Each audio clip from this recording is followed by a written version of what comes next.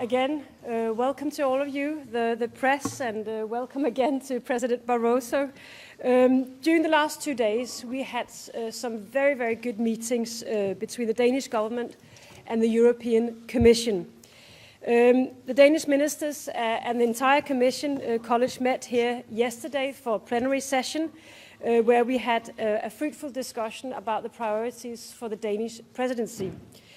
And today we have spent the time where ministers and commissioners had cluster meetings with an opportunity of getting even closer into the different issues and the different policy areas. And whilst that was happening, President Barroso and myself had an opportunity to get to discuss together the agenda of the Danish presidency. We, as always, had a very, very good discussion today where we cover all the issues and where we find with each of the issues that we move on common ground and have a very close bond about how we want to solve all these questions we have to solve. And I think that the President and I agree that the economic and financial crisis that we face is going to be the most important issue that the EU and, of course, the Danish presidency will have to face. We will do what we can to bring Europe further to get out of the crisis. In this regard, the Danish presidency will support the work of the President of the European Council, Herman van Rompuy, who was here on Monday. And we will also support the Commission in finding these solutions. During the Danish presidency, we will focus on creating growth and jobs, stabilizing the European economy, making a greener Europe, and also creating a safer Europe for our citizens. There is a whole range of proposals on the table. We will try to get those issues adopted over the next 6 months and push them forward. One of the big issues we have to deal with is the multi-annual financial framework. This is an enormous issue, and we will try to play an important role in getting closer to agreeing on this big issue. I have said many thank yous over the last few days, but I want to make a sincere thank you to President Barroso. I think we had a very good start. We didn't start yesterday. We started long before we entered into this new year, and now the work has truly started. We are in the middle of trying to do our job now, and we will do our utmost to make this a good presidency, an efficient presidency, so we can serve the European citizens. Thank you for coming, and I'll pass the floor to President Barroso. Thank you very much, and let me once again thank Prime Minister Thorning-Schmidt and Danish government, Danish people for their hospitality. I really feel at home here.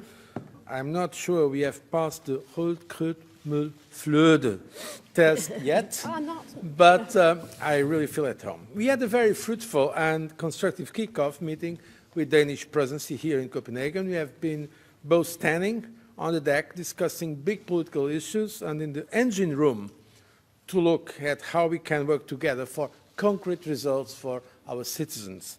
And after yesterday's program, we continue our discussion today in smaller groups on specific policy issues, and Prime Minister and I just had a bilateral meeting in which we discussed the strategic priorities for the Danish presidency.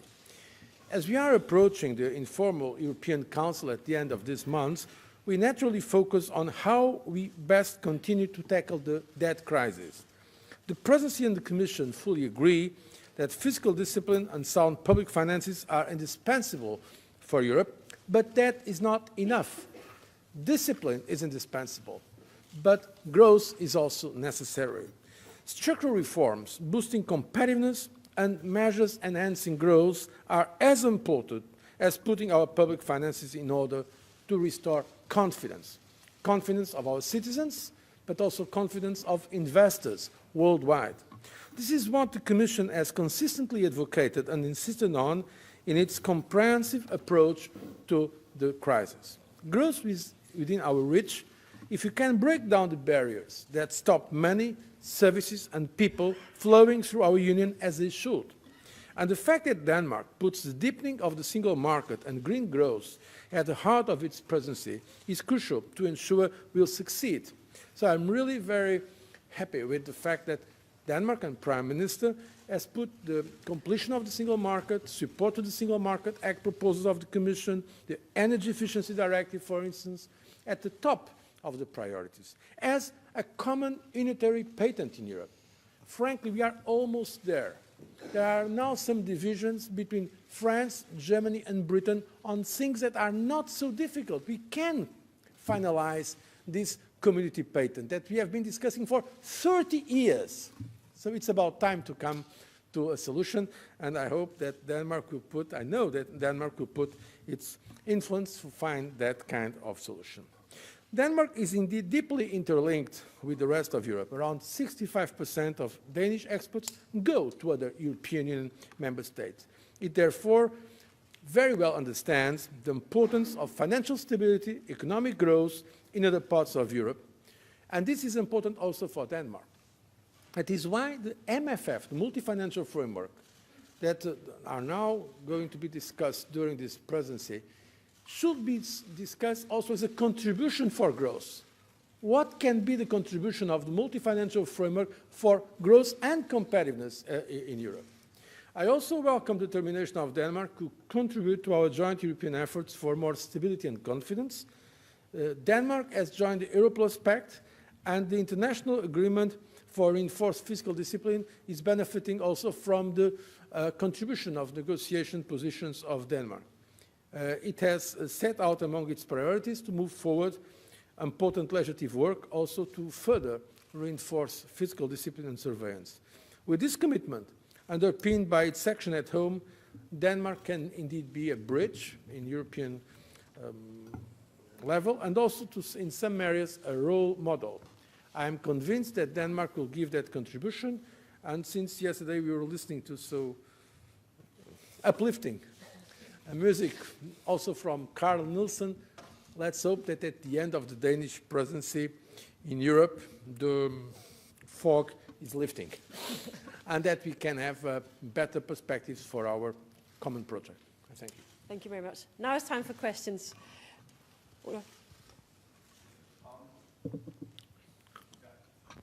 Olaf Christensen, Danish TV2. You both emphasize growth and the green aspect, but only this morning we've heard that the green tech, leading Danish green tech company, Vestas, is going to shed 2,000 jobs. It seems like a pretty severe blow to your ambitions. Number one, what is your comment? And number two, what are you going to do to make green growth more commercially viable? Well, I'll start by answering. It is, for me, it was a very, very sad news when I heard it yesterday that Vestas has to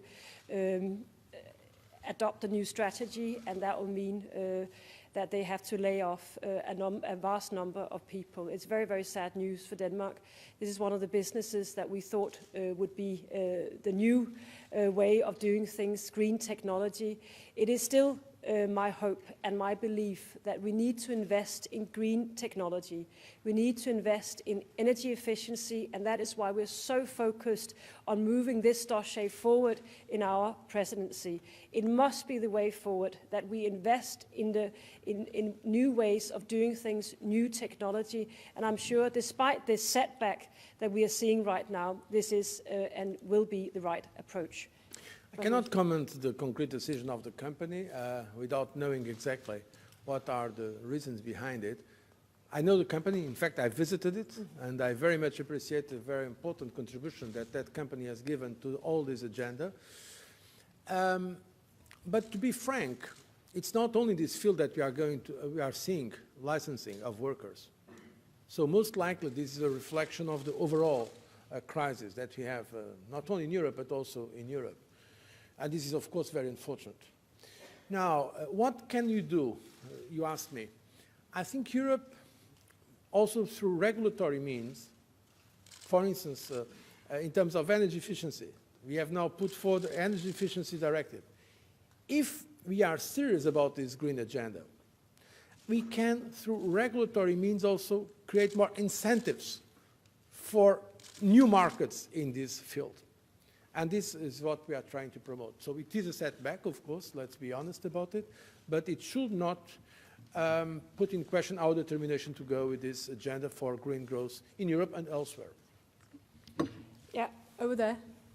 Yeah, you. Yeah, you need a micro. Thank you. Peter Spiegel with the Financial Times. A question for President Barroso. If I could ask you to turn to Hungary.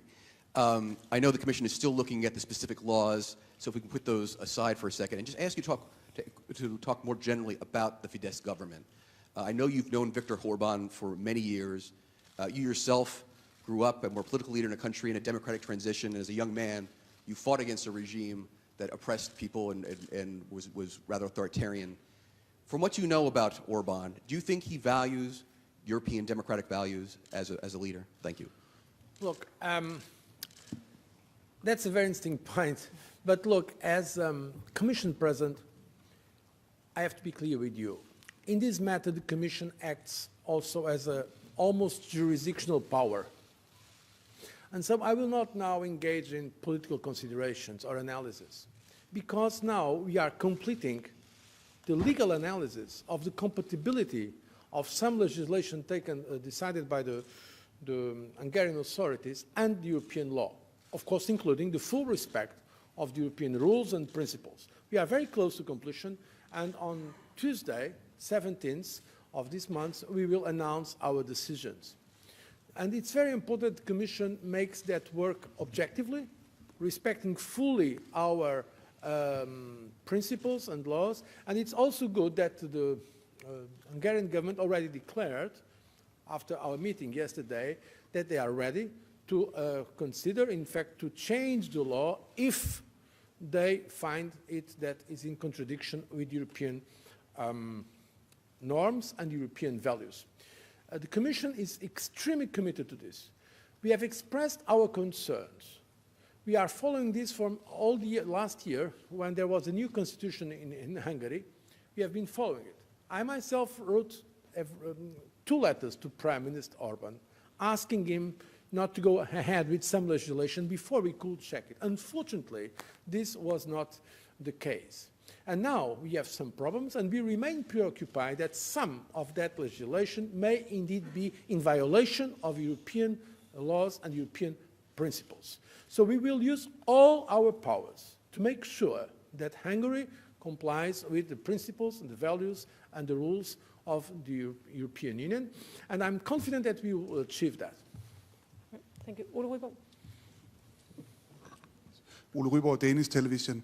Going back to jobs and growth, if you take the example of the windmill factory Vestas this morning, this has been an area which has been a priority for Danish governments in Denmark, and where we have done a lot of, have had state aid and so on to create these jobs. And what we have seen now is that a lot of these jobs has moved on out of Europe to China and other places. So when you now talk about growth strategy, how can we make sure that the jobs that you create stays here in Europe and don't leave the continent? As I said before, I think this feels today like an enormous setback for what we want to achieve, investment in new technologies. But this setback shouldn't make us change our strategy. And we still have the strategy that we need to be world leaders in energy efficiency, new technologies, green technologies, because we think not only is it good for the environment, it is also good business for Europe. And it must be the areas where we will see the next growth and the next new wave of jobs in Europe. So we will continue our efforts. We will continue our efforts in research and development, investment in education. That's what each and every member state should be doing. And we will continue our efforts in terms of European legislation in this field. There is no other way. Even though there is a setback, this is where our efforts should still be focused. Yes, as I said earlier, I think this was a very negative, of course, a very unfortunate news, setback, as Prime Minister Thorning-Schmidt was saying. But it was not so much because of the green agenda, but precisely because of the economic crisis in Europe. It seems to me. I have to know better the motivation of the decision of the company. Because in fact, you said it goes to, some of the jobs go to China because precisely China, and that's a good news, is now making more investment also in renewables. And China is making some progress also in cleaner technologies. And if you want to save our planet and to fight climate change, we should be happy about the fact that others are also giving attention that they were not giving before to this common goal. Now, what we can do in Europe is not to close or not to regret that others are taking decisions in the right direction, but to be, of course, make our own structural reforms, to reduce the levels of debt of some of our member states that are simply unsustainable. This is the reason of the crisis in Europe is not because of investment in green technology. The reason of the crisis in Europe are basically two: unsustainable levels of debt, countries living above their possibilities, and also some of the behavior in the financial sector that created, some situations that are simply unsustainable also. And that's what we are correcting. That is the issues we have to correct. And of course, to promote structural reforms in Europe so that we become more competitive. And then if we do that, I think the growth agenda and the green agenda as part of the growth agenda can be and should be supported. Okay. You, red jumper.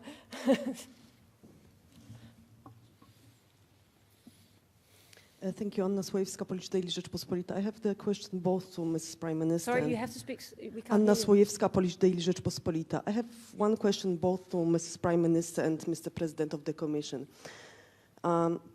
On fiscal compact negotiations, do you believe that the latest version of the agreement of the treaty have sufficient safeguards built in order to avoid the divisions in the EU? The two-speed or multi-speed Europe. And do you mind non-Euro countries who signed this agreement to participate in Euro summits as observers? Thank you. Well, as far as we are concerned, we are very happy with the process that was decided in December. The process which is inclusive, which means that the non-Euro countries have an opportunity to participate in the negotiations and have an opportunity to be part of the fiscal compact once it is decided. I think it is too early at this stage to discuss the agreement treaty. It's a work in progress. We are in the middle of the negotiations. I can say on behalf of in terms of Denmark, that we are seeking to join as much as possible of the fiscal compact. We are actively participating in the negotiations, and we think that the inclusive process that has been chosen is a very good one, not only for the Euro countries, not only for the non-Euro countries, but for the whole idea of keeping Europe together in a very difficult time. Yes, it's important to remind where we started. We wanted, all of us wanted to have more discipline and convergence in Europe, and that's good. We support that. We have tried to do it through the revision of the current treaties. It was not possible, unfortunately. Then the idea came to make it through a separate international agreement. Okay, we can support it provided this international agreement is fully compatible with the European treaties, with the community method, with European institutions. And this is why we are following this very attentively. Of course, it's an intergovernmental treaty, but the Commission can only support such an agreement if this agreement, while reinforcing the euro area, that is, of course, indispensable if you want to sustain a common currency, does not weaken the European Union as a whole, does not break the European Union as a whole, does not mean a threat to European unity. We are very clear about this. That is why the non-euro area countries should be associated if they share the goals of this agreement. That is why we are happy that Britain is also now participating in the discussions. That is why I was really very happy with the position taken by Prime Minister Thorning-Schmidt in the European Council, because representing a non-euro country, Denmark, Prime Minister was indeed doing everything to assure the unity of all the 27 member states. This is our basic position. There is no ambiguity, and that is why we regret any kind of developments that could mean a division of Europe. I think that could be very detrimental for our common purpose. Of course, we need more coordination in the euro area, but we can do it without undermining the basic principles of solidarity and unity among all the member states. Okay, you there? Yeah. No, you. No, behind. Yeah. It's Sorry, Marco Dawn. Zatterin. Thank you. It's Marco Zatterin, La Stampa, Italy. The Italian case proves that consolidation and structural interventions are good but not necessary.